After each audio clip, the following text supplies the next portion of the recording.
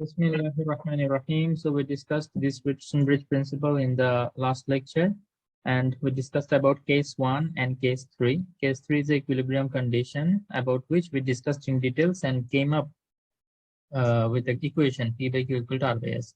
And I gave you homework that VB is less than VD, which is our second case. In this case, what should be the equation if I apply KCL and KVL? So kindly tell me now. বলো আমিয়া বলতে পারো প্রথমটা, তারপর সাদিয়া, তারপর তারিক, তারপর সাইফুল, মোর্শেদ, এভাবে আসবো আমরা। বলো। KCL for B হচ্ছে KCL I1 plus IG is equal to I3. বুঝিনি, I1 plus IG is equal to I3. Very good, correct. তারপর তারপরটা বলবো সাদিয়া বলো। I2 equal to IG plus I4. কোন লুপে অ্যাপ্লাই করতেছো এটা তো বলবা। এটা KCL হ্যাঁ, KCL বলতেছো আবার? D পয়েন্টের ডি পয়েন্টের KCL এ তো ডিফারেন্ট কিছু হবে না, এটার দরকার হয় না আসলে। আচ্ছা ঠিক আছে, ওকে। ডি পয়েন্টের KCL যেটা অ্যাপ্লাই করো, বলো KCL বলো। I2 equal to IG plus I4. I2 equal to G. বলো I2 equal to কি? IG G. IG plus I4. তারপর KVL কে বলবা? তারিক। KVL for point B is I1 into P. কি I1 into P. দাঁড়াও, তুমি কোন লুপের জন্য এটা বলো, নাম তো আগে মেনশন করতে হবে না, লুপের নাম। হ্যাঁ, B point. KVL কি কোনো পয়েন্টে অ্যাপ্লাই করে? KVL তো একটা লুপে অ্যাপ্লাই করে, loop. Okay, for loop B. I1 P শিখাতে পারি নাই যে A B D A, এটা হচ্ছে একটা লুপ। যে A B D A এটা হচ্ছে একটা লুপ, ঠিক আছে? তো তুমি বোধহয় ওই লুপের জন্য অ্যাপ্লাই করছো নাকি? জি স্যার। ওই লুপের জন্য বলো, আমি এখানে লিখে দিই A B D A, এই লুপের জন্য KVL অ্যাপ্লাই করে কি ইকুয়েশন পাইছো বলো? I1 P না? তারপর minus IG into G.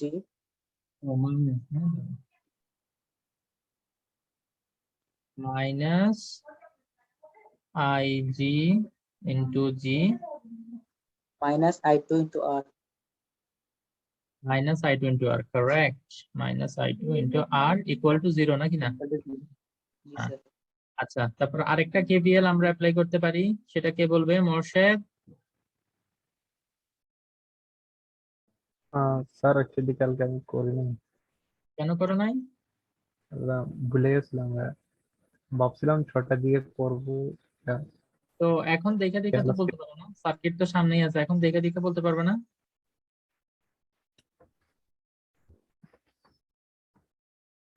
পারবা? না স্যার, আমাকে পড়া ছাড়া তো বুঝবো না, একটু বেশি ঘোলা লাগতেছে আমার কাছে। ঠিক আছে, সমস্যা নাই, তোমারই বিষয়। আচ্ছা, নূর নবী বলো, ডিসিডিবি কে এই লুপের জন্য KVL অ্যাপ্লাই করলে কেমন হবে এটা? I3Q minus I4S minus IGG. I3Q না? আচ্ছা, I3Q, তারপর I3Q minus I4S.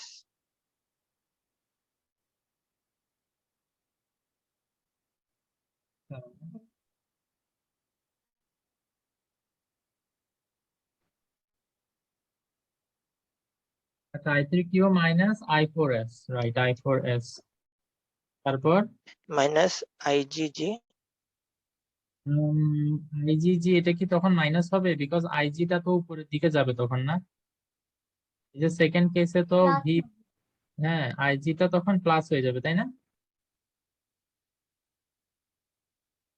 ওকে, কারণ জি, জি। আইজিটা উপরের দিকে যাচ্ছে তখন, এখনের জন্য নিচের দিকে যাচ্ছে বাট তখনের জন্য তো উপরের দিকে যাবে। ওকে, আচ্ছা, তো এগুলা থেকেও যদি চাই আমরা এটা আনতে পারি। তো যাই হোক, মোটামুটি ফ্রিস্টন ব্রিজ আমরা ভালোভাবে বুঝলাম। তারপর আরেকটা হোমওয়ার্ক দিছিলাম, এই হোমওয়ার্কটা করতে পারছো কি? এটার কথা মনে ছিল না, এখন করতেছি। তো করতে মেবি 1 মিনিটও লাগার কথা না। করতেছি। ডব্লিউ প্রবলেম আইজি হচ্ছে -10। আইজি, না এখানে কোনো আইজি থাকবে না, আমি বলে দিছি ইকুইলিব্রিয়াম কন্ডিশন। ইকুইলিব্রিয়াম কন্ডিশন মানে কি, গ্যালভানোমিটারের মধ্যে দিয়ে কোনো ফ্লো নাই। P by Q equal to R by S লিখে হ্যাঁ দিলাম। রাইট, আমি আর বাই এস, দেখছিলাম এটা। এখান থেকে ডাইরেক্ট ভ্যালু বসে দিবা। পি এর পি ভ্যালু কত দেখি বলো? 10। কিউ কত? P10, Q হলো হচ্ছে 30। হ্যাঁ, আমি ভাবতেছিলাম পুরাটার মেবি ভ্যালু বের করতে হবে, তো আমি প্রথম কেসের জন্য বের করতেছিলাম, দ্বিতীয় কেসের জন্য বের করতেছিলাম। is in equilibrium condition, so এটা হচ্ছে থার্ড কেস। তো এটা মেনশন করা থাকলে অন্যগুলা এখানে চিন্তা করার সুযোগ নেই। তো এখানে খেয়াল রাখতে হবে, আমি কিন্তু বারবার বলছি কি পি কোথায় কিউ কোথায় এইগুলো কিন্তু খেয়াল রাখতে হবে।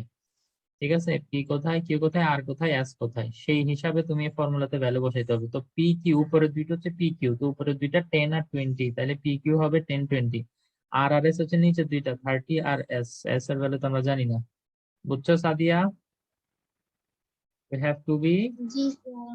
careful. 30 into 20 তাহলে 10 দিয়ে এটাকে কাটলে তো এখানে 2 হয়, তাহলে 32 যা কত 60, তাহলে 60 ওহম রেজিস্ট্যান্স যদি আমরা এখানে এই ফোর্থ আর্মে আমরা ফিক্স করি তাহলে এটা ইকুইলিব্রিয়াম কন্ডিশনে থাকবে।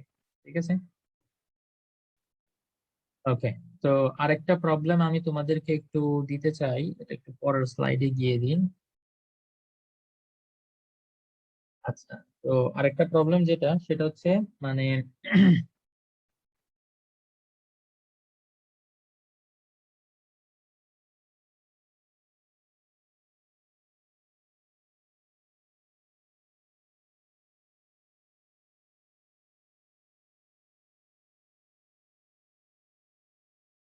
ঠিক আছে, তো এখানে একটা সেল কানেক্টেড,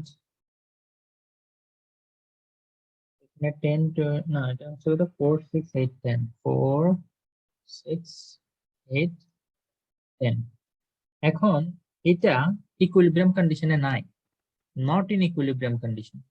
তো আমাদেরকে জিজ্ঞেস করছে কি, যদি আমরা এটাকে ইকুইলিব্রিয়াম কন্ডিশনে আনতে চাই, okay, how much resistance needs to be added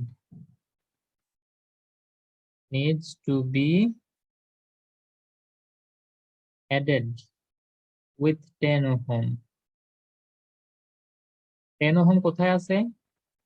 fourth term, তাই না? First second third fourth, fourth টার্মের 10 ওহম, 10 ওহমের সাথে কত অ্যাড করলে, আমি বলে দিছি অলরেডি যেটা ইকুইলিব্রিয়াম কন্ডিশনে নাই। তো তার মানে এই যে কোনো একটা ভ্যালুকে চেঞ্জ করে আমরা এটাকে ইকুইলিব্রিয়াম কন্ডিশনে আনতে হবে। তো 10 ওহমের সাথে আমি কতটুকু অ্যাড করলে, হ্যাঁ, উইথ 10 ওহম হুইটস্টোন ব্রিজ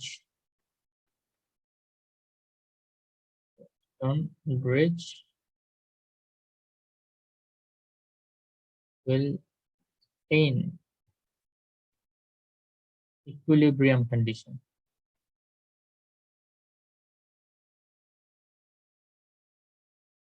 কোশ্চেনটা কি ক্লিয়ার? ওকে, এটা হচ্ছে আমাদের প্রবলেম। ওকে, তো তাইলে এখন এটা কিভাবে সলভ করবো, তোমাদের আগে ওপিনিয়ন শুনি, তারপর আমি এটা সলভ করবো। ঠিক আছে, কি কি করতে হবে বলে মনে হয় ফার্স্টে? সেম ফর্মুলাটাতে যদি আমরা 10 এর সাথে এক্স মানে কিছু একটা অ্যাড করে দেখাই তাহলে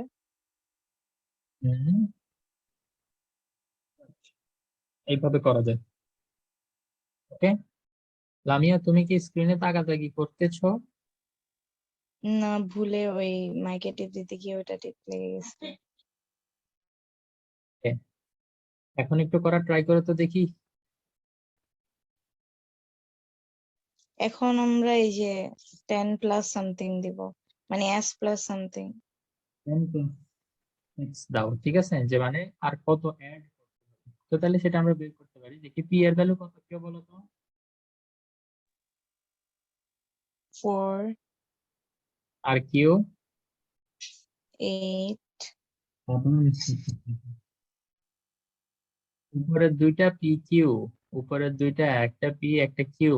আবার আগে স্লাইডে যাচ্ছি, দেখো দেখো এখানে পি কিউ কোনটা কোনটা, কিউ কোনটা দেখি বলো তো, উপরে রাইট সাইডেরটা না কিউ, বুঝতে পারতেছ? জি তাহলে জি জি বুঝছি। আর হচ্ছে এ, আর এটা তো 10 প্লাস এক্স আমাদের লিখতে হবে, এটা কিন্তু উপরে লিখতে হবে ফর ইকুইলিব্রিয়াম কন্ডিশন। ওকে, তো তাইলে এবার এটাকে তো ইয়া করো, 10 plus x will be equal two 6, এই যে এটার সাথে মাল্টিপ্লাই হবে আর 4 এখানে ডিভাইডেড বাই হিসেবে আসবে। তাহলে এক্স ইকুয়াল টু কত হয়, 4 এখানে 2 দিয়ে কাটলে কত, 4 2 যা 8, তাহলে 6 2 যা কত 12, আর এদিকে 10 আসলে -10, so 2. That means if we connect 2 ohm resistance with 10 ohm, then what will happen? The Wheatstone bridge will be in equilibrium condition. Clear? This type of problem we will see in the problem. Okay? Any doubt? এখানে আরেকটা জিনিস তোমরা একটু mention করে দিতে পারো, যেহেতু এখানে তোমার বেসিক্যালি যদি আমরা normally P by Q equal to R by S, এই ফর্মুলা দিয়ে আমরা এস এর ভ্যালু বের করতাম না, মনে করো 10টা এখানে আমরা এখন জানি না, ঠিক আছে, আমরা এস এর ভ্যালুটা যদি বের করতাম, এস এর ভ্যালু কত আসতো, 12 আসতো। দেন আমরা দেখতাম কি যে অলরেডি 10 আছে, তো আরো 2 লাগবে, ঠিক আছে। তো যেহেতু 10 ছিল, এটাকে বাড়াই 12 করতে হবে, তাহলে রেজিস্ট্যান্স যেটা আমরা নতুন কানেক্ট করবো সেটাকে আমরা সিরিজে কানেক্ট করবো নাকি প্যারালালে কানেক্ট করবো, এটাও আমরা এখান থেকে বুঝে ফেলতে পারি। দেখি বলো তো, কেউ বুঝতেছো কিনা, সিরিজ নাকি প্যারালাল? অ্যাড করবো হুম, সিরিজে। সিরিজ যখনই আমাদের রেজিস্ট্যান্স বাড়ানো লাগবে আমরা সিরিজে কানেক্ট করবো, তাহলে 2 ওহম রেজিস্ট্যান্স যদি আমরা সিরিজের সাথে কানেক্ট করি, তাহলে কিন্তু আমাদের এটা ওই যে ইকুইলিব্রিয়াম কন্ডিশনে চলে আসবে। আচ্ছা ঠিক আছে। তো তাইলে এখন এই রিলেটেড প্রবলেম আপাতত এখানেই থাক, আমরা পরবর্তীতে আরো কিছু প্রবলেম সলভ করার চেষ্টা করবো ইনশাল্লাহ। এবার আসো, হুইটস্টোন ব্রিজটা প্র্যাকটিক্যালি যদি আমরা বানাইতে চাই, তাইলে আমরা ল্যাবরেটরিতে বসে বসে এটা বানাইতে পারবো, এবং সেম একটা অ্যারেঞ্জমেন্ট অলরেডি মানে থাকে আমাদের ল্যাবরেটরিতেও আছে এটা। এটা হচ্ছে এই জিনিসটা, সবাই কি দেখতে পাচ্ছ এটা কি? জি জি স্যার। এইটা হচ্ছে এই সেটআপটার নাম, এটাকে বলা হয় মিটার ব্রিজ। কেন এটাকে মিটার ব্রিজ বলা হয়, বিকজ এখানে একটা স্কেল থাকে, এই যে একটা স্কেল দেখতে পাচ্ছ, এই স্কেলটা 1 মিটার লম্বা। কতটুকু লম্বা? 1 মিটার লম্বা। 1 মিটার ইজ ইকুয়াল টু কত সেন্টিমিটার দেখি বলো তো? 100 100 সেন্টিমিটার। আসো দেখি আমরা একটু বোঝার চেষ্টা করি যে কিভাবে এটা আমাদের হুইটস্টোন ব্রিজের সাথে মিলে। তো সেটার জন্য আমরা একটা কাজ করি, হুইটস্টোন ব্রিজটা আমি একটা কাজ করা যায় কিনা একটু দেখি তো, পাশাপাশি হুইটস্টোন ব্রিজের কোনো পিকচার এখানে ইনক্লুড করা যায় কিনা আমি সেটা একটু দেখি। এটাকে যদি একটু এদিকে চাপাই দিই, বেশি চাপাবো না।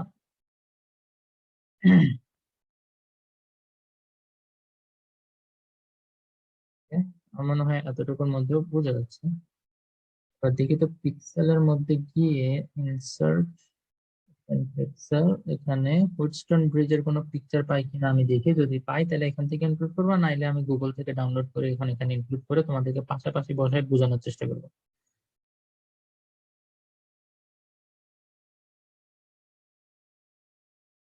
আচ্ছা, হুইটস্টোন ব্রিজ,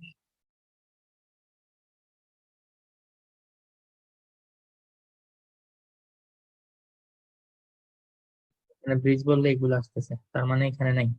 তো তাইলে আমরা একটা কাজ করি, একটু পজ দিই। আচ্ছা, so now we have a Wheatstone bridge here. This is Wheatstone bridge. এই জিনিসটাকে প্র্যাকটিক্যালি যদি আমরা বানাইতে যাই তাহলে আমরা সেটা মানে দেখতে এরকম মিটার ব্রিজ, এটা একটা প্র্যাকটিক্যাল হুইটস্টোন ব্রিজ। ঠিক আছে, কিভাবে আমরা ফার্স্ট অফ অল এখানে দেখতে পাই দুইটা রেজিস্ট্যান্স আছে এখানে পি। এখানে ওরা এখানে যদি এটাকে আর আর এস বলছে, আমি এটাকে পি ধরবো, এটা হচ্ছে পি। আর এরপরে আরেকটা যে রেজিস্ট্যান্স আমার আছে এদিকে সেটা হচ্ছে কিউ, তো সেটা হচ্ছে আমার এখানে, এটাকেও আমি কেটে দিয়ে আমার ইচ্ছা আমি এটাকে কিউ ধরবো। আচ্ছা, এই দুইটা বুঝলাম। তো এখন খেয়াল করো, তারপর আরো দুইটা রেজিস্ট্যান্স যেটা আর আর এস, এটা কোথায়? তো সেটার জন্য আমরা এখানে একটা ওয়্যার ফিক্স করি। আমি সেই ওয়্যারটাকে একটু এখানে রেড কালার দিয়ে দেখানোর চেষ্টা করি। এটা হচ্ছে একটা ওয়্যার। এই ওয়্যারটা কতটুকু লম্বা দেখো তো, স্কেলটা যতটুকু ওয়্যারটাও ঠিক ততটুকু না?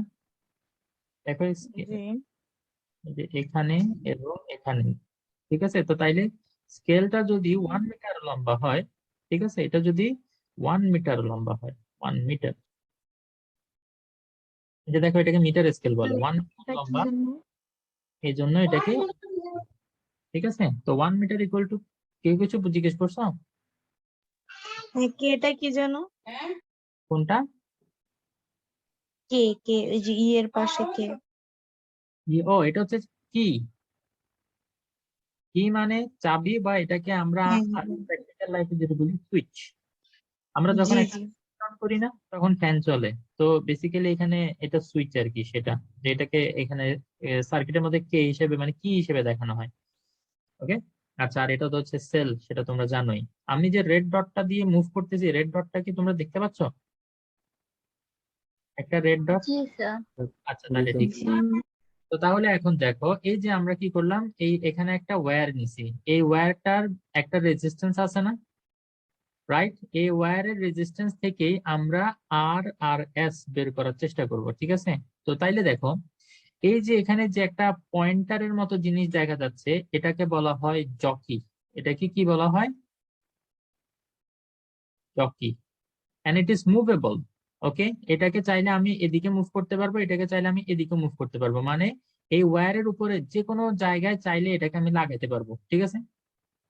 এখন এই যে জকিটার সাথে আমি যে মাঝখানে বি যে পয়েন্টটা, বি পয়েন্ট হচ্ছে কোনটা? এই যে হুইটস্টোন ব্রিজের যে বি পয়েন্ট, সেটা হচ্ছে এই যে এখানে, ঠিক আছে? পি আর কিউ এর মাঝখানে দেখো, পি আর কিউ এই দুইটার মাঝখানে হচ্ছে, মাঝখানে জাংশনটাকে আমরা বি বলি, তাই না? বি দিয়ে রিপ্রেজেন্ট করি। তো এখানেও সেই পি আর কিউ এর মাঝখানে বি জাংশনটা আমরা পাইছি। তো বি আর ডি এর মাঝখানে কি থাকে? একটা গ্যালভানোমিটার থাকে। তো এই যে যেখানে আমরা এটাকে, এই জকিটাকে যেখানে টাচ করাবো ওয়্যারের, সেই পয়েন্টটাকে আমরা ধরবো ডি। দেখো তো এখানে আমরা ডি ধরছি না এটাকে? সবাই কি দেখতে পাচ্ছ? জি। হ্যাঁ। তো তাহলে বি আর ডি এই দুইটা পয়েন্টের মাঝখানে একটা গ্যালভানোমিটার থাকতে হবে। তো আমার কি এখানে গ্যালভানোমিটার আছে? এই যে বি পয়েন্ট এটা এবং ডি পয়েন্ট হচ্ছে এটা, তো তাইলে বি এর মাঝখানে একটা গ্যালভানোমিটার আছে। এই গ্যালভানোমিটারটা আমাকে কি বুঝতে হেল্প করবে? গ্যালভানোমিটারটা আমাকে বুঝতে হেল্প করবে যে এটার মধ্যে দিয়ে কোনো কারেন্টের ফ্লো আছে কিনা। যেমন আমরা তিনটা কেস পড়ে আসছি।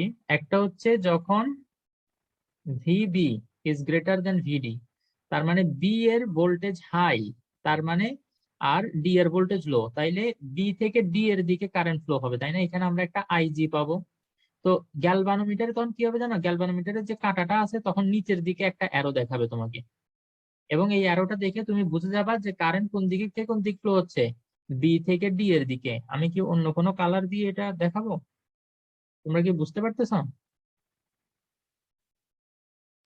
অ্যারোটা কি? জি। তো তাইলে তখন এটা নিচের দিকে বুঝাবে, ঠিক আছে? বাট যদি আমাদের সেকেন্ড কেস হয় যেখানে ভিবি ইজ লেস দেন ভিডি, মানে ডি পয়েন্টের পোটেনশিয়াল বেশি, তো তাইলে কারেন্টের ফ্লোটা কোন দিকে হবে? কারেন্টের ফ্লোটা তো তখন উপরের দিকে হবে, আইজির দিকে হবে, মানে আইজি উপরের দিকে, ডি থেকে বি এর দিকে হবে। তো তখন আমাদের অ্যারোটা কোন দিকে দেখাবে? উপরের তখন আবার দিকে। আমাদের অ্যারোটা দেখাবে উপরের দিকে, উপরের দিকে, ঠিক আছে? তো যদি ইকুইলিব্রিয়াম কন্ডিশন হয়, তাইলে তো এখানের মধ্য দিয়ে কোনো কারেন্ট ফ্লো হবে না। তখন কি হবে? That is our third case, right?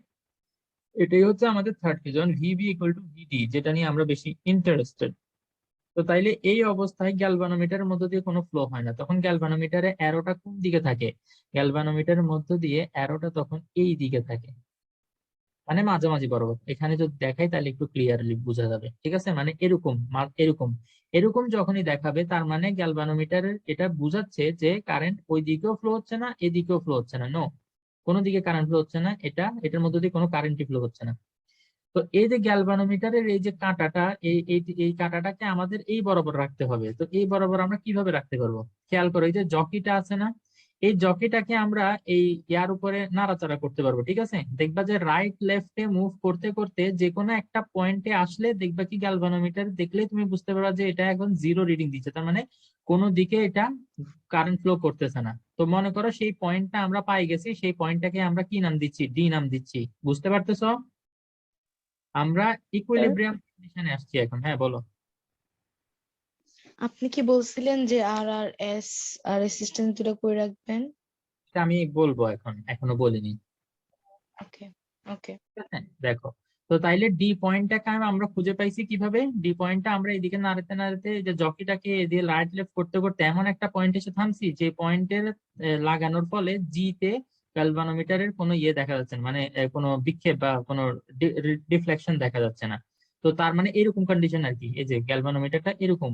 তো তাইলে সেই অবস্থায় আমরা বুঝবো যে এটার মধ্যে দিয়ে কোনো কারেন্ট ফ্লো হচ্ছে না। তো গ্যালভানোমিটারের মধ্যে দিয়ে কোনো কারেন্ট ফ্লো যদি না হয়, তাহলে সেই সিচুয়েশনটাকে আমরা কি বলি? ইকুইলিব্রিয়াম। Equilibrium condition. তো এই ইকুইলিব্রিয়াম কন্ডিশন, আচ্ছা ঠিক আছে, তো তোমরা এখনো ভাবতেছো স্যার পি আর কিউ তো বুঝলাম, গ্যালভানোমিটারও বুঝলাম, কিন্তু আর আর এস কোথায়? এই যে দেখো ডি পয়েন্টটা যেখানে আমি পাইছি, সেটার লেফটে তারের একটা পোর্শন আছে, তাই না? তারের একটা পোর্শন হচ্ছে ডি এর লেফটে, এই পোর্শন, এটার যে রেজিস্ট্যান্স সেটাই হচ্ছে তোমার আর। এবং রাইট সাইডে যে তোমার বাকি যতটুকু লেন্থ থাকবে সেইটার যে রেজিস্ট্যান্স, ওইটাই হচ্ছে তোমার এস। দেখো তো, তারের রেসিস্ট্যান্স। তারের রেজিস্ট্যান্স, ঠিক আছে? তারের এই যে দেখো, এটাকে আমরা এক সাইড থেকে L1 লেন্থ ধরছি, L1, এই L1 লেন্থের যে রেজিস্ট্যান্স সেটাই হচ্ছে আর। এবং টোটালটা 100 সেন্টিমিটার না, আমরা দেখছি না এখানে 100 সেন্টিমিটার। তো এটা যদি L1 হয়, তাহলে রাইট সাইডের রাইট পার্টটার লেন্থ কত হবে? 100 মাইনাস L1, কারেক্ট? জি তো তাইলে স্যার, 100 তাহলে তো মাইনাস সেটাই এই হবে যে আমাদের এস, ঠিক আছে? হ্যাঁ বলো। তাহলে তো এই যে এখানে পিতে যাইতে যাইতে যেই তারটা থাকবে ওই তারেরও তো রেসিস্ট্যান্স হবে না। বিতে তারের যেতে রেসিস্ট্যান্স পিতে যাইতে যাইতে যেই তারটা কানেক্টেড থাকবে ওই তারেরও তো আবার রেসিস্ট্যান্স হবে, আবার পি এরও রেসিস্ট্যান্স, তো সবকিছুরই খালি রেসিস্ট্যান্স হবে।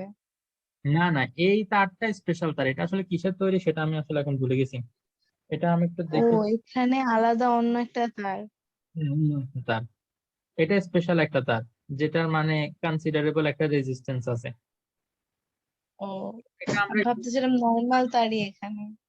না, নর্মাল তার না, নর্মাল তার তো সেগুলা যেগুলার রেজিস্ট্যান্স আমরা কাউন্ট করি না, যেমন এই যে নর্মাল সার্কিটের মধ্যে আমরা দেখাই না, এরকম দেখাই না, তো এই রেজিস্ট্যান্স গুলাকে আমরা হ্যাঁ, কাউন্ট, সেটাই আমি বলতেছিলাম। কিন্তু মাঝখানে যে তারগুলো ইউজ করি এগুলার রেজিস্ট্যান্স আসলে কনসিডারেবল না, ঠিক আছে? তো ওইরকম আর কি, ঠিক আছে? তো এখানে যে তারটা আমরা ইউজ করতেছি সেই তারটার রেজিস্ট্যান্স এটা কনসিডারেবল। তো L1 লেন্থের যে রেজিস্ট্যান্স সেটা হচ্ছে আর। এই আরটা চাইলে কিন্তু আমরা বের করতে পারি। আমরা কিন্তু রেজিস্ট্যান্স ইকুয়াল টু কি জানি দেখি বলতো? R equal to rho L by A, তাই না? এটা আমরা পড়ে আসছি অলরেডি। তো তাইলে এখানে রো তো সেম, তাই না? রো একটাই তার, তাই না? তো লেফট সাইড রাইট সাইড দোনোটার জন্য rho same, specific resistance same. আবার এ, দোনোটারই ক্রস সেকশনাল এরিয়া সেম।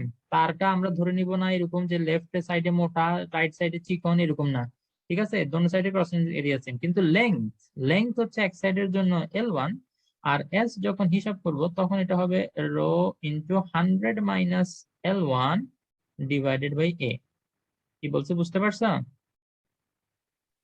তার মানে আরও জানবো এস ও জানবো আমরা, ঠিক আছে? এবং পি আর কিউ এর মধ্যে যে কোনো একটা আমার জানা থাকতে হবে। তো মনে করি পিটা হচ্ছে আমার নোন এবং কিউটা হচ্ছে আমার আননোন। এই যে এখন আমাদের কাছে এটা ক্লিয়ার হবে যে মিটার ব্রিজটা আমরা কেন ইউজ করব, to find a unknown resistance.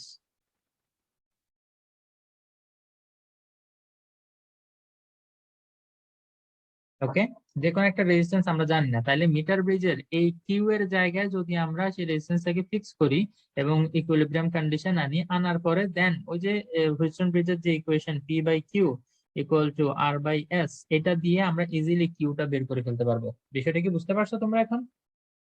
এবং মজার বিষয় দেখো, আর আর এস এর মাঝখানে ডি পয়েন্ট, ঠিক এখানেও কিন্তু সেম ঘটনা। আমি একটু লেজার দিয়ে দেখাই। এই যে আর আর এস এই দুইটার মাঝখানে সেই ডি পয়েন্টটা, তাই না? ঠিক এখানেও দেখো আর আর এস এটার মাঝখানে ডি পয়েন্ট। তো সবকিছু আসলে মিলে যাচ্ছে। আবার ডি আর বি এর মাঝখানে গ্যালভানোমিটার, ঠিকই ডি আর বি এর মাঝখানে গ্যালভানোমিটার। সো এটা একটা প্র্যাকটিক্যাল হুইটস্টোন ব্রিজ, তাই না? মিটার ব্রিজটা হচ্ছে হুইটস্টোন ব্রিজের প্র্যাকটিক্যাল একটা ফর্ম। আচ্ছা, তো তাইলে ক্লিয়ার? আমরা এইটা একটা এক্সপেরিমেন্ট আছে তোমাদের, ইনশাআল্লাহ স্কুল যদি খুলে সবকিছু নরমাল হয়, রিজিউম করে, তো তাইলে তখন এবার আমরা এই এক্সপেরিমেন্টটা করে দেখতে পারবো। ঠিক আছে? ওকে। এখানে পি আমরা জানবো, আর আমরা ক্যালকুলেট করতে পারবো, এস ক্যালকুলেট করতে পারবো এটা দিয়ে। তো কিউটা আননোন একটা রেজিস্ট্যান্স যদি আমাদের থাকে তাহলে সেটার ভ্যালু ইজিলি আমরা এখান থেকে বের করে ফেলতে পারবো। তো বলো, কারো কোনো ডাউট আছে?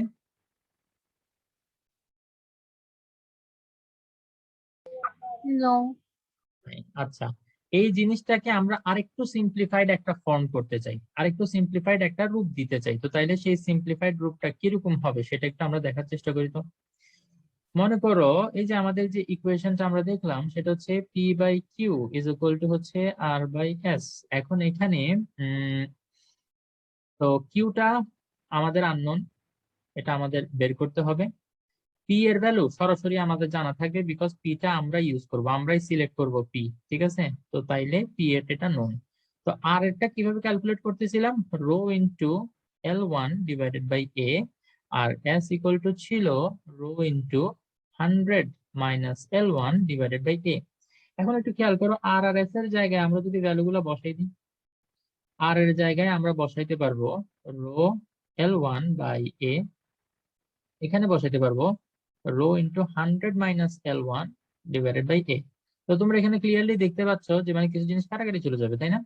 যেমন রো রো কাটাকাটি চলে যাবে, এ আর এ কাটাকাটি চলে যাবে। তো তাইলে এখানে থেকে যায় কি, P by Q is equal to L1 divided by 100 minus L1। তো তোমরা যদি L1 বাদ দিয়ে L ধরতে চাও সেটাও করতে পারো, কোনো অসুবিধা নেই। ঠিক আছে? তো তাহলে যেহেতু এই যে L1 জিনিসটা কি, L1 জিনিসটা হচ্ছে এই যে তোমার এখান থেকে কতটুকু ডিস্টেন্স,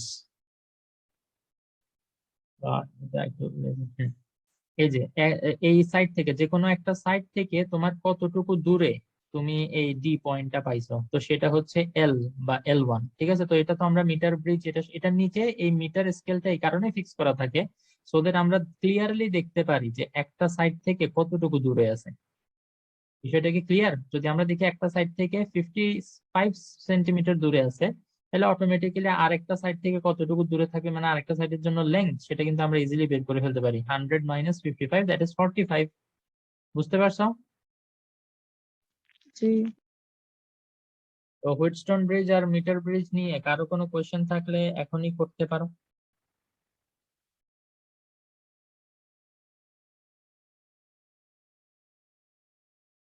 আচ্ছা, তো তাইলে এখানে আরেকটু বলে রাখি যে ডি যে পয়েন্টটা আমরা এখানে পাই, ডি যে পয়েন্টটা, এই ডি পয়েন্টটাকে বলা হয় ইকুইলিব্রিয়াম পয়েন্ট। এটাকে কি বলা হবে?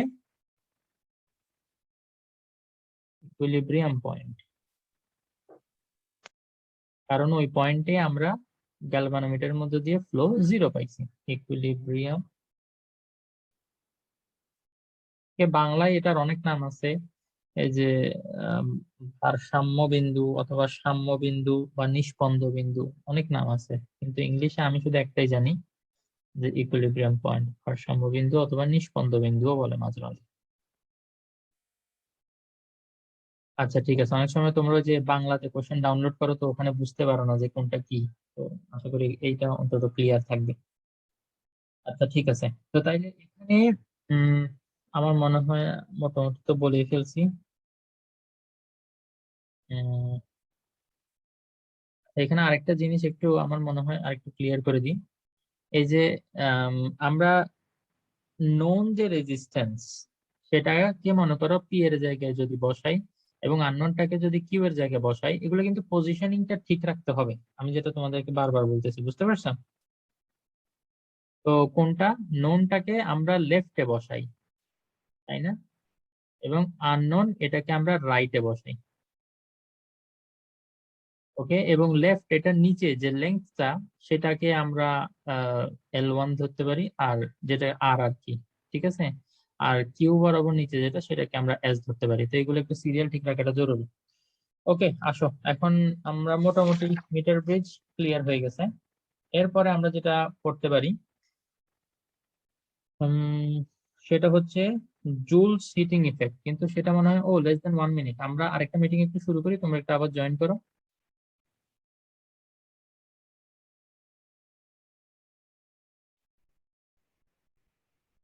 ওকে, so now we will discuss about electrical devices that we use in the circuits. Can you name some of them?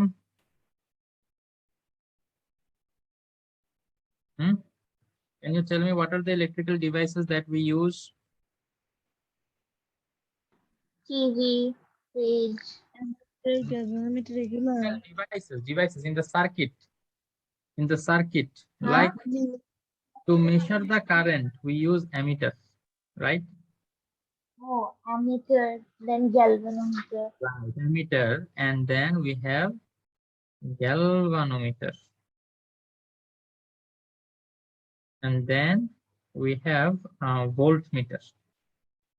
এগুলো প্রত্যেকটা ইউজ আসলে আমাদেরকে জানতে হবে। অ্যামিটার দিয়ে আমরা কি করতে পারি, মানে কতটুকু কারেন্ট ফ্লো হচ্ছে, হাউ মাচ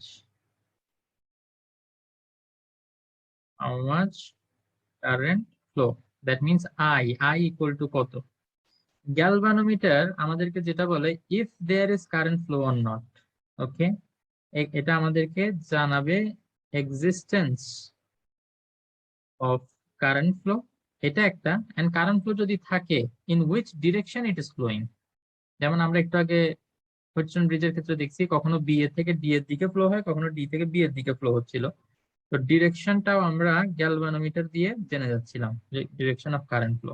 ঠিক আছে, তো নেক্সট যেটা ভোল্ট মিটার আমাদেরকে যেটা বোঝাই যাচ্ছে, ভোল্ট মানে ভোল্টেজ বুঝতেই হেল্প করবে। ভোল্টেজ মানে potential difference, so potential difference between 2 points, এটা বুঝতে আমাদেরকে হেল্প করবে, পটেনশিয়াল ডিফারেন্স। ওকে, তো মূলত আমরা এইগুলাই দেখে থাকি ইলেকট্রিক সার্কিটের ভিতরে। ঠিক আছে, আর ব্যাটারি যেগুলো আছে সেগুলো তো আমরা এমনিতেই বুঝি, ব্যাটারি কি করে, ব্যাটারি এনার্জি সাপ্লাই করে, সো দ্যাট ইলেকট্রিক্যাল এনার্জিটা সাপ্লাই করে আর কি। আচ্ছা, এখন আসো আমরা স্পেশালি যেটা নিয়ে একটু স্টাডি করব সেটা হচ্ছে গ্যালভানোমিটার। ঠিক আছে, গ্যালভানোমিটারের কিছু প্রপার্টিজ আছে, গ্যালভানোমিটারের কিছু প্রপার্টিজ আছে। নাম্বার 1 প্রপার্টিজ যেটা আমরা বলতে পারি সেটা হচ্ছে এটা খুবই হিট সেন্সিটিভ। হিট সেন্সিটিভ মানে একটু হিট লাগলেই সে রাগ করে, রাগ করে মানে গেটস বার্নড, মানে পুড়ে যায়। ওকে, আমি ফুল ডিটেলসে লিখতেছি না, তোমরা নোট লেখার সময় লিখে নিবে আর কি, আমি জাস্ট এখানে শর্টকাটে বুঝাচ্ছি। হিট সেন্সিটিভ তার মানে হচ্ছে তার মধ্য দিয়ে বেশি কারেন্ট ফ্লো হইলে, অ্যাকচুয়ালি হিট প্রডিউস হইলে বার্ন হবে, তাই না? তো হিট কখন প্রডিউস হয়, যখন কারেন্ট বেশি ফ্লো হয়ে যায়। তো গ্যালভানোমিটারের মধ্যে দিয়ে একটু বেশি কারেন্ট ফ্লো হইলে সে পুড়ে যায়, খুবই অসুবিধাজনক, তাই না? এবং আরো একটা বিষয় হচ্ছে এটা খুবই হাই রেজিস্ট্যান্স ওয়ালা। এটা কি, খুবই হাই রেজিস্ট্যান্স ওয়ালা। এখন এটার ফলে কি হয় দেখি বলতো, হাই রেজিস্ট্যান্স হওয়ার কারণে কারেন্ট ফ্লো হইতে গেলেই অনেক হিট প্রডিউস হয়। এখন এই জিনিসটা আসলে আমরা একটু জুলস হিটিং ইফেক্টটা যদি পড়ে আসতাম তাহলে একটু বেটার বুঝতাম। আমি একটু তোমাদেরকে হিন্ট দিয়ে রাখি জুলস হিটিং ইফেক্টটা কি। আমরা জানি একটা ওয়্যারের মধ্যে দিয়ে কারেন্ট ফ্লো করলে সেখানে হিট প্রডিউস হবে, ঠিক আছে? তো কতটুকু হিট প্রডিউস হবে সেটা জুল সাহেব হিসাব করছে এবং সে একটা ইকুয়েশন দাঁড় করাইছে, সেটা হচ্ছে H equal to I square R T. মানে হচ্ছে অ্যাকচুয়ালি ভেঙে ভেঙে যদি এগুলা ল গুলাকে দেখাই, হিট যতটুকু প্রডিউস হবে সেটা হচ্ছে কারেন্ট ফ্লো এর স্কোয়ারের প্রপোর্শনাল। কারেন্ট ফ্লো যত বেশি হবে তত বেশি হিট প্রডিউস হবে। হিট ফ্লো রেজিস্ট্যান্স এর প্রপোর্শনাল। কন্ডাক্টরের রেজিস্ট্যান্স যত বেশি তত বেশি হিট প্রডিউস হবে, বিকজ তত বেশি কলিশন। এবং যত বেশি সময় ধরে হিট তুমি ফ্লো কারেন্ট তুমি ফ্লো করবে তত বেশি হিট প্রডিউস হবে। তো এইখানে দেখা যাচ্ছে হাই রেজিস্ট্যান্স হইলে প্রপোর্শনাল রিলেশন, যেহেতু হিটও বেশি প্রডিউস হবে এবং হিট বেশি প্রডিউস হইলে সাথে সাথেই এই গ্যালভানোমিটারটা পড়ে যায়। তো একটা গ্যালভানোমিটার পড়ে গেল, ভালো কথা, তুমি কি করলা, চেঞ্জ করে দিলা। তো আবার আরেকটা দিলা, আরেকটাও পড়ে গেল। তো এভাবে কি বারবার চেঞ্জ করতেই থাকবা? না, এভাবে আমরা বারবার চেঞ্জ করতে থাকতে পারবো না। তো scientists have come up with a solution to this, and the name of the solution is shunt. Okay, the solution of the problems is shunt. তো শান্টের ক্যারেক্টারিস্টিক কি বা শান্ট জিনিসটা কি? শান্ট হচ্ছে একটা রেজিস্ট্যান্স। শান্ট কি? একটা resistance, but very low resistance. Resistance কি? খুবই কম। কেন এটার খুব কম হইতে হবে সেটা আমরা একটু বলবো, ঠিক আছে? তো এই লো রেজিস্ট্যান্সের কোনো একটা রেজিস্ট্যান্সকে যদি আমরা গ্যালভানোমিটারের সাথে কানেক্ট করি, কিভাবে কানেক্ট করব? কেউ কি বলতে পারো? একটু আইডিয়া। আগে কানেক্ট করব, হ্যাঁ, সামনে মানে সিরিজে সামনে নাকি কানেক্ট করব। ও। প্যারালাল? Parallel. প্যারালাল। প্যারালাল হলে সামনে পিছনের বিষয় তো আসার কথা না। আচ্ছা, আমি একটু তারিখ থেকে শুনতে চাই। তারিখ, what is your logic? Then বুঝছি তো parallel. হ্যাঁ, Parallel, sir. মানে প্যারালাল কেন? লজিকটা কি তোমার? এই এই যে বললা গ্যালভানোমিটারের সাথে একটা শান্ট মানে একটা লো ভ্যালুর রেজিস্ট্যান্স আমরা ফিক্স করব, বাট সেটা প্যারালালে করবো না সিরিজে করবো, সেটা আমার কোশ্চেন। তো তুমি সেটার আনসারে বলছো প্যারালাল, কিন্তু কেন প্যারালাল? তার কারণ কি ওটা হাই রেজিস্ট্যান্স, তাই সব কারেন্ট লো রেজিস্ট্যান্স দিয়ে ফলো হবে। মূল কথা হচ্ছে প্যারালালে কারেন্ট ডিভাইড হয়, তাই না? সিরিজে কি কারেন্ট ডিভাইড হয়? না, প্যারালালে কারেন্ট ডিভাইড হয়। সিরিজে তুমি যদি এই যে এটার আগে একটা সিরিজের রেজিস্ট্যান্স ফিক্স করো, শান্ট এখানে ফিক্স করলা, কোনো লাভ হবে না। কারণ হচ্ছে এই যে তোমার কারেন্ট যতটুকু আই আগে যতটুকু ফ্লো হচ্ছিল গ্যালভানোমিটারের মধ্যে দিয়ে, এখন ঠিক ততটুকুই ফ্লো হবে। মাঝখানে হয়তো কিছু রেজিস্ট্যান্সের মধ্য দিয়েও পার করে আসবে, কিন্তু আলটিমেটলি ওই সেম অ্যামাউন্টের কারেন্ট এটার মধ্যে দিয়ে ফ্লো হবে এবং গ্যালভানোমিটার পড়ে যাবে। তার মানে হচ্ছে আমরা এইভাবে সিরিজে লাগাই রেখে লাভ নাই। আমরা এটাকে কিসে লাগাবো? আমরা এটাকে প্যারালালে লাগাবো। এই যে শান্ট যে রেজিস্ট্যান্সটা, এইটাকে আমরা প্যারালালে লাগাবো। প্যারালালে লাগালে কি হবে? এই যে আই অ্যামাউন্টের কারেন্ট যেটা জি এর মধ্যে দিয়ে ফ্লো হইলে আগে যেটা পড়ে যাচ্ছিল, সেই কারেন্টটা এখন ডিভাইড হয়ে যাবে। কিছু কারেন্ট জি এর মধ্য দিয়ে যাবে, ওকে, সেটাকে আমরা আইজি বললাম। আর কিছু কারেন্ট শান্টের মধ্য দিয়ে যাবে, যেটা আমরা আইএস বললাম। শান্তির মধ্য দিয়ে কি বেশি যাবে না একটু? যাবে, বেশিরভাগ অ্যামাউন্টের কারেন্টই শান্টের মধ্য দিয়ে চলে যাবে, যার ফলে খুব কম অ্যামাউন্টের কারেন্ট জি এর মধ্য দিয়ে যাবে এবং জিটা আমার রক্ষা পাবে, গ্যালভানোমিটারটা আমার সেফ থাকবে। বিষয়টা কি বুঝতে পারলাম? এখন তোমাদেরকে এইটা নিয়ে কোনো অবজেকশন আছে যে কেন শান্টের দিক দিয়ে বেশি যাচ্ছে? শান্টের বেশি দিক দিয়ে বেশি যাবে কেন? কারণ লো রেজিস্ট্যান্স। আমরা জানি গাড়ি এখানে আসবে, গাড়ি এখানে আসার পর দেখবে যে দুইটা রোড, একটা রোডে কম জ্যাম আর একটা রোডে বেশি জ্যাম। তো যেদিকে কম জ্যাম সেদিক দিয়ে মোস্ট অফ দা কার চলে যাবে, এবং কম জ্যামের রোড দিয়ে কম গাড়ি যাবে, তাই না? তো তাইলে এখানে গ্যালভানোমিটারের মধ্যে দিয়ে কম অ্যামাউন্টের কারেন্ট ফ্লো হওয়ার কারণে আমার গ্যালভানোমিটারটা কিন্তু এখন সেভ হয়ে যাচ্ছে।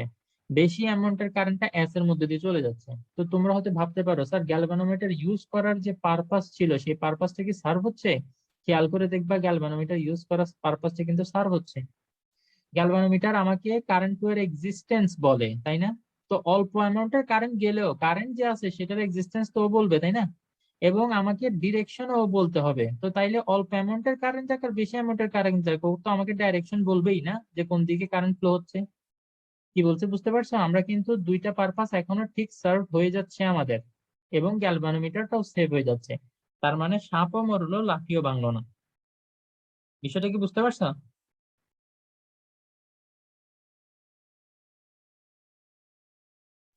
জি। মনে হচ্ছে কেন যেন আপনারা বুঝেন নাই। না, বুঝছি। আচ্ছা ঠিক আছে, ওকে। তো তাইলে এই শান্ট এটা ইউজ করে আমরা গ্যালভানোমিটারটাকে সেভ করে ফেললাম, ঠিক আছে। তো এখন এখানে ক্যালকুলেশন গুলো কিরকম হবে, অনেক সময় এরকম সার্কিট দিয়ে তোমাদেরকে বলবে যে দেখি বের করো এখানে শান্টের মধ্যে দিয়ে কতটুকু কারেন্ট ফ্লো হবে আর গ্যালভানোমিটারের মধ্যে দিয়ে কতটুকু কারেন্ট ফ্লো হবে। তো সেগুলা বের করতে চাইলে আমরা কারেন্ট ডিভাইডার ল, ভোল্টেজ ডিভাইডার ল এগুলো আসলে অ্যাপ্লাই করতে পারি। তো সেই ক্যালকুলেশন গুলো আমি তোমাদেরকে দেখাই। আমি কি সার্কিটটা মুছে আর একটু বড় করে আঁকবো নাকি বোঝা যাচ্ছে? লাগলে আর একটু বড় করে আঁকবো, অসুবিধা নেই। আর একটু বড় করেন, পরে আরো অনেক কিছু অ্যাড করবেন। তাই না, পিজি পিজি হয়ে যাবে। ওকে ওকে, আর একটু বড় করে শান্টের একটা পিকচার ডাউনলোড করে ফেলতে পারতাম না, কিন্তু পিকচার ডাউনলোড করলে ওটা যখন ইনক্লুড করি তখন ওটা ব্ল্যাক স্ক্রিন করা যায় না, ওটা হোয়াইট স্ক্রিনে লিখতে হয়, এন্ড হোয়াইট স্ক্রিনে আমার লিখতে ভালো লাগে না। হ্যাঁ, এখানে একটু মেনশন করে দিই শান্ট লো রেজিস্ট্যান্স, ঠিক আছে, এবং এটা প্যারালালে কানেক্ট করবো। তো তাইলে এখানে যে সেটিংটা আমাদের সেটা এরকম।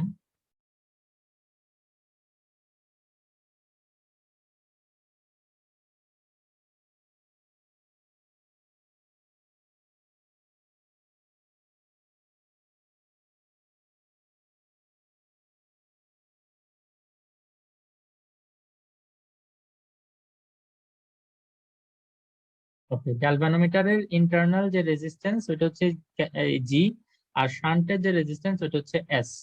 তো কারেন্ট কতটুকু বের হচ্ছে, কারেন্ট ফ্লো হচ্ছে আই,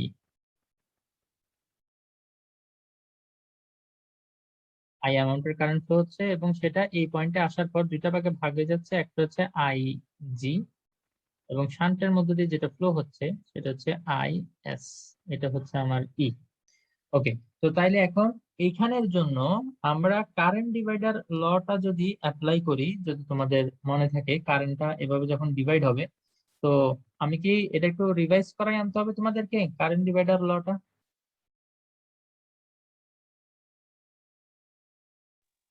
না, সমস্যা নেই। তো পারবা তাইলে? এই যে দেখো, এই যে কারেন্ট ডিভাইডার লটা ছিল I1 R1 = I2 R2, এইভাবে করে আমরা করি, ঠিক আছে। এই যে এখানে this is the current divider law. তো এটা অনুযায়ী আমরা এখন আমাদের কারেন্ট স্লাইডে যদি যাই তাহলে কি দেখতে পাই?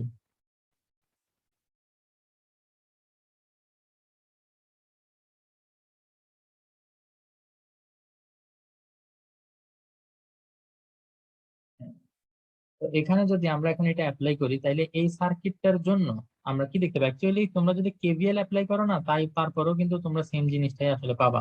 তো যে ইকুয়েশনটা আমরা পাই সেটা হচ্ছে এরকম, I S S equal to I G into G. ওই যে I1 R1 = I2 R2 ছিল না? তো এখানে তো এই লুপটার ভিতরে কি আছে, I G I S R G R S এগুলো রেজিস্ট্যান্স। তো আই জিটা জি এর মধ্যে দিয়ে ফ্লো হয়, so I G G, R S টা এস এর মধ্যে দিয়ে আইএস কারেন্ট ফ্লো হয়, তো আইএস এস। তোমরা কেভিএল অ্যাপ্লাই করলেও কিন্তু পারবা, আমি আবার বলতেছি, ঠিক আছে। ওকে, তো এরপরে আমরা যেটা করব, এখানে আমরা যেটা লিখতে পারি সেটা কেভি অনেক বড় বড় হচ্ছে, হয়ে যায় না? হ্যাঁ কেভিএল অ্যাপ্লাই করলেও সেমই থাকে, এই এক লাইনে পাওয়া যায়। তুমি মনে করো এই যে এদিকে ঘুরতেছো, তুমি এভাবে যদি অ্যাপ্লাই করো, কেভিএল অ্যাপ্লাই করার একটা সহজ টেকনিক হচ্ছে তুমি যেদিকে ঘুরতেছো সেদিকে যদি কারেন্টের ডিরেকশনের সাথে মিলে যায় তাহলে ওটা পজিটিভ, আর যদি কোনো কারেন্টের ডিরেকশনের সাথে উল্টা হয় তাইলে সেটা নেগেটিভ। তো সেই হিসাবে আমরা কি লিখতে পারি দেখি বলো তো? এই যে আমরা যদি এভাবে ঘুরি তাইলে আইজি এর সাথে জি মাইনাস আইএসএস। মাইনাস হচ্ছে, কারণ মাইনাস কেন, আইএস এদিকে ফ্লো হচ্ছে কিন্তু আমরা ঘুরতেছি এদিকে উল্টা ডাইরেকশন, এই কারণেই আইএস টা negative, is into S equal two 0। তো এখন এটাকে যদি রাইট হ্যান্ড সাইডে শিফট করো তাইলে কিন্তু আমি যে লাইনটা লিখছি সেটা পাও, বুঝতে পারছো? ওকে, জি। আচ্ছা। তো তাইলে IS by IG equal to হচ্ছে আমার কি হবে, জি বাই এস হবে। তো এখান থেকে আমরা আইজি আইএস এগুলোর এক্সপ্রেশন বের করার চেষ্টা করব। তো এটা যেটা আমরা করব সেটা হচ্ছে বোথ সাইডে 1 অ্যাড করব, যেটাকে আমরা বলি কম্পোনেন্ডো। বোথ সাইডে 1 অ্যাড করব। তোমরা কম্পোনেন্ডো ডিভিডেন্ডও করছো, বাট যদি শুধু আমরা অ্যাডিশনের কাজ করি তাহলে সেটা শুধু কম্পোনেন্ডো। তো তাইলে এখন এটা কি হয়ে যাবে, I S plus I G equal to divided by ig equal to g plus s divided by s. Okay.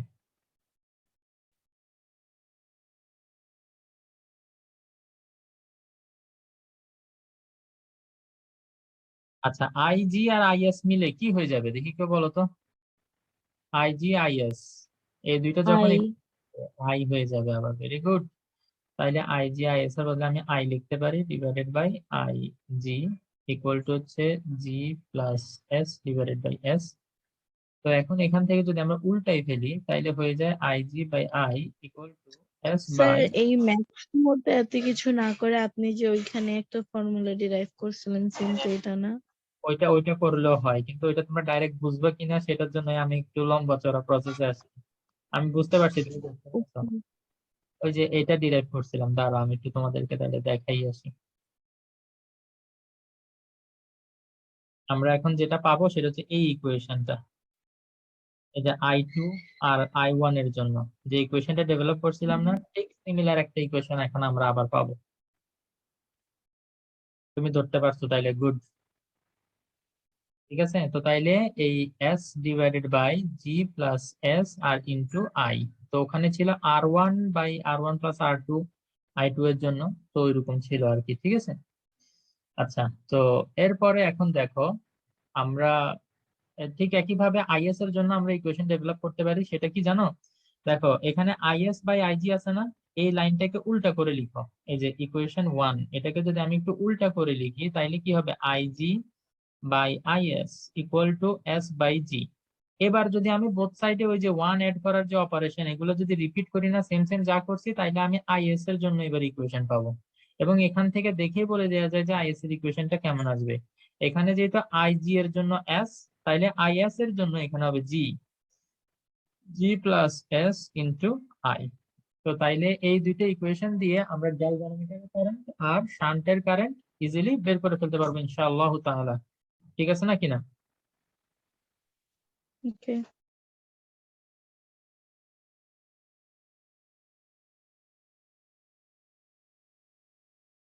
তো আহ, এখন আসো তাইলে আমরা একটা প্রবলেম সলভ করি।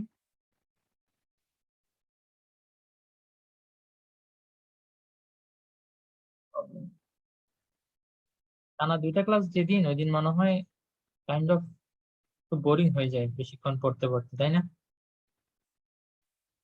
হ্যাঁ। যত ইন্টারেস্টিং জিনিস পড়াই না কেন, আসলে অনেকক্ষণ ধরে পড়লে মনোযোগ ধরে রাখা কঠিন, এটা আমি আসলে এগ্রি করি। আচ্ছা যাক, এই প্রবলেমটা সলভ করে শেষ করে দিব ইনশাআল্লাহ। যদিও আমার আরেকটা টপিক পড়ানোর ইচ্ছা ছিল, সেটা হচ্ছে ওই যে রেঞ্জ অফ অ্যামিটারের রেঞ্জ ইনক্রিজ কিভাবে করে, ওটা আচ্ছা যাক, ওটা পরে। একটা প্রবলেম সলভ করে, সেটা হচ্ছে if they tell you that through the galvanometer 10% of total current is flowing. এই ইনফরমেশনটা দেয়া আছে এবং আরো একটা ইনফরমেশন দেয়া আছে, এটা হচ্ছে গ্যালভানোমিটারের যে রেজিস্ট্যান্স, সেটা 500 ওহম। বলছি না গ্যালভানোমিটার অনেক হাই রেজিস্ট্যান্স বলা, ঠিক আছে? তাইলে এই ক্ষেত্রে আমার এস এর ভ্যালুটা কত দিতে হবে, এস ইকুয়াল টু কত, এটা আমাকে বের করতে হবে। এটা কি তোমরা হোমওয়ার্ক করবা নাকি আমি করে দিব? এখানে করেন। মানে লেজি না, বাসায় সলভ করতে মন চায় না নাকি? ওকে, দেখো এখানে বলছে গ্যালভানোমিটারের মধ্যে দিয়ে কারেন্ট কতটুকু ফ্লো হচ্ছে, আর total current. 10%। Of total current যেটা আই ধরি আমরা, তাইলে IG will be equal to divided by 100 into I. তো তাইলে আইজি ইকুয়াল টু কত হবে, 0.1 আই। এখন আমরা আইজি এর যে ইকুয়েশনটা একটু আগে ডেভেলপ করছি, সেটা যদি একটু লিখি, তাহলে S divided by G plus S into I. তো তাইলে আইজি এর বদলে আমরা কি লিখবো, 0.1 আই লিখবো না, 0.1 I equal to S by G plus S. ও জি এর ভ্যালু বসে দিতে পারি, ঠিক কিনা? জি এর ভ্যালু কত দেয়া আছে, 500। 500 into I, তো তাহলে বোথ সাইড থেকে I আর I কেটে দাও, তাইলে ক্রস মাল্টিপ্লাই করলে কি হবে 500 into 0.1 হয়ে যাবে 50 plus 0.1 into s equal to এটাও s, এটা 5 না কিন্তু আমি আবার 5 মনে করছিলাম, নিজের লেখা নিজে বুঝি না মাঝে মাঝে। আচ্ছা, তো এখন এটা কি হবে, আমরা 50টাকে এদিকে রেখে 0.1 s টাকে ওইদিকে নিয়ে গেলে, সরি এটা s মাইনাস 0.1 s হবে তাই না, s মাইনাস 0.1 s, তো তাইলে 50 ইকুয়াল টু কত হবে 0.9 s হবে, ঠিক কিনা? জি। ইজিলি বের করা যায় 50 ডিভাইডেড বাই 0.9, তো তাইলে s ইকুয়াল টু কত 5.5 ওহম, এরকম কিছু আসার কথা, দেখো ঠিক আছে কিনা।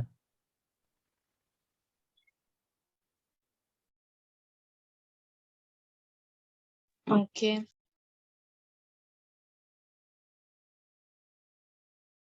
তো তাইলে আজকের ক্লাসটা আমরা এখানেই কনক্লুড করতেছি, যা যা পড়াইছি এগুলো রিভিশন দিবা ভালো মতো ইনশাআল্লাহ। ওকে,